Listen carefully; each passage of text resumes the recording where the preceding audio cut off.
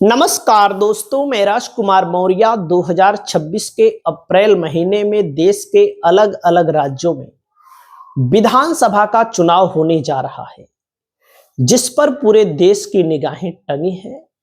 खास करके पश्चिम बंगाल को लेकर, केरल को लेकर, असम को लेकर। इस वीडियो में आप सभी साथियों को मैं बताने जा रहा हूं, केरल का सर्वे आ चुका है।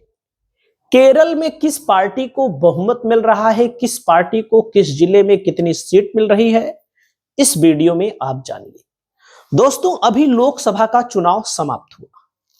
लोकसभा के चुनाव में केरल की 20 सीटों में से 18 सीटों पर कांग्रेस गठबंधन को सफलता मिली। 18 सीटों पर, एक सीट पर बीजेपी को और एक सीट पर एलडीएफ को सफलता मिली। यानी कि लोकसभा का जो पैटर्न बता रहा है, कांग्रेस के पक्ष में बता रहा है। लेकिन पिछला चुनाव आप देखेंगे विधानसभा का, तो एलडीएफ को 99 सीटें मिली थी। एलडीएफ गठबंधन को, कम्युनिस्ट पार्टी के गठबंधन को 99 सीटें मिली थी और 41 सीटें मिली थी कांग्रेस के गठबंधन यूडीएफ को। भाजपा का खाता नहीं खुला था। यानी कि विधानसभा में एलडीएफ गठबंधन का वर्चस्व है और लोकसभा के चुनाव में कांग्रेस गठबंधन का वर्चस्व। भाजपा ने भी खाता खोल लिया लोकसभा में। तो अलग अलग विधानसभा का, अलग अलग जिले का आंकड़ा क्या आ रहा है। कासरगोड जिले में 5 विधानसभा सीटें हैं दोस्तों। 3 सीपीआईएम जीत रही है और कांग्रेस को 2 भारतीय जनता पार्टी का खाता नहीं खुल रहा है। कासरगोड जिले की 5 विधानसभा सीटों का ये रहा आंकड़ा। अगला जिला है कन्नूर। कन्नूर जिले में 11 विधानसभा की सीटें हैं और यहां पर दोस्तों सीपीआईएम यानी कि एलडीएफ गठबंधन को 4, कांग्रेस को 5, बीजेपी जो पिछली बार खाता नहीं खोल पाई थी, ऐसा बताया जा रहा है, बीजेपी के लिए भी थोड़ी बहुत यहां पर उम्मीदें जग रही हैं। बाकी ये सर्वे है, आंकड़े वास्तविक रिजल्ट में ही पता लगता है।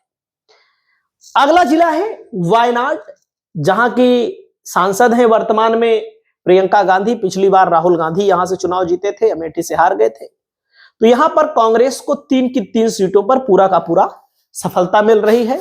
भाजपा और सीपीआईएम का खाता नहीं खुल रहा है। अगला जिला आता है दोस्तों कोझिकोड। यहां पर कोझिकोड, यहां पर 13 विधानसभा की सीटें हैं। सीपीआईएम को 5, कांग्रेस को 7, बीजेपी को यहां पर 1 सीट बताई जा रही है। अगले जिले पर चलते हैं। अगला जिला है मलप्पुरम। यहां 16 विधानसभा की सीटें हैं। सीपीआईएम को 5, कांग्रेस को 11, बीजेपी का यहां खाता नहीं खुल रहा है। यानी कि जो मुख्य मुकाबला है कांग्रेस गठबंधन और सीपीआईएम गठबंधन के बीच में है। अगला जिला है दोस्तों पलक्कड़।